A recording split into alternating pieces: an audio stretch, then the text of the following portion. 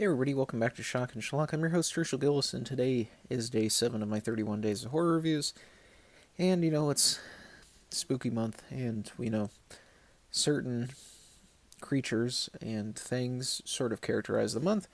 Um, and we think a lot about them, like we got ghosts and Frankenstein's monster and zombies, and like, what's another popular creature type? That's, of course, the vampire. And I will be the first to admit, I'm not the biggest vampire fan. No, I'm not saying there aren't good vampire films and fiction in general. It's just certain. It's not the top thing that I go out and search for.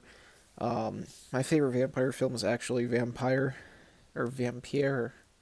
Everyone can pronounce it. I believe it's from 1931, 1932. Um, I like the original Dracula. I even like the Keanu Reeves one to a degree. But, typically it's not something that really draws me in, though. But you know what I do like, and I've talked about in the past, is Sam Hell and a Baroque House. And they're Sam's, or Sam Hell, I don't know. I never know what to call people in here, I'm sorry about that. Um, Sam Hell's unique brand of fetish gore horror films. And he made a very good vampire film here.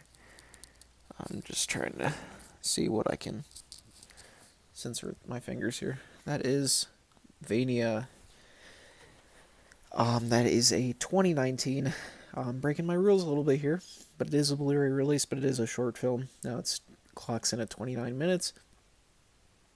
Starring Ossuary Angel and Torture Wolf,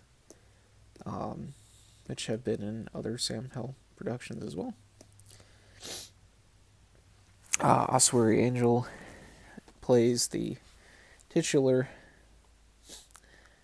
vampire in Vania. I can show the back. Yeah, I can show the back. As she wanders the streets in search of a victim to kill and consume. After she starts running low on blood. And that's pretty much what you get. There's not a whole lot of twists and turns. This is definitely a film that prioritizes style. And in this case, there's nothing wrong with that at all. The way the film is shot is fantastic. We get sort of a mix of like this grainy black and white.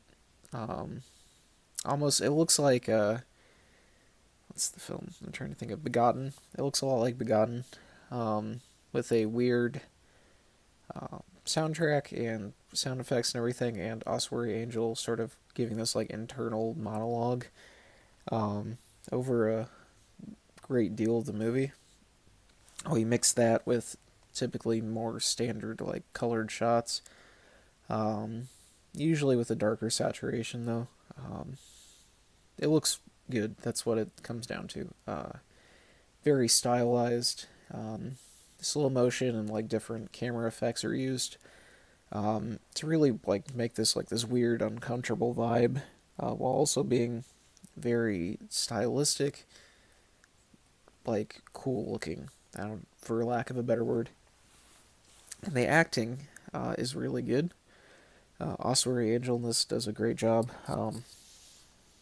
I mean, the entire short really revolves around her doing a good job, and she gives a very physical performance. And things get gruesome in this one too. The special effects are great when they happen. The gore's good. Everything is definitely top notch. Everything in Sam Hell's done and a Baroque House like has released have been great. This is one of my personal favorites.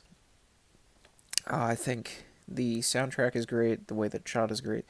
The lead performance from Ossuary Angel is great. Torture Wolf does a good job as the victim later on as well.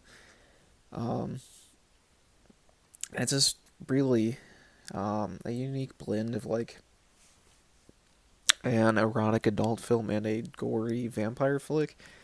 And I really feel like Sam Hell's style of like bringing that fetish gore stuff together really lends itself perfectly to this like genre or like monster archetype of like the vampire. That's what vampires are about. They're like,